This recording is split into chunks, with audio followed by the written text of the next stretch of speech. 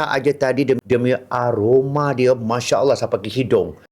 Sis, kita sediakan air coklat hari ni untuk Itulah guys, untuk anda di luar sana apabila Cik Lan dah letak aja tadi demi assistant, demi aroma dia, Masya Allah sampai ke hidung.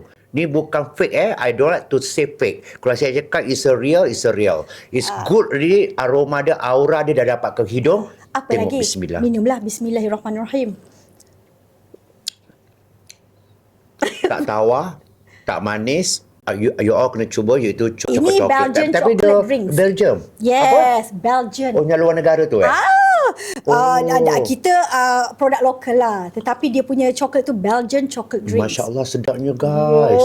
Sumpah, demi Sebab Allah. apa Cik Lan? Dia tidak ada Ini kalau white cerita dengan biskut sugar. lemak sedap. Dia tak ada gula putih Cik Lan. Bagus. Memang.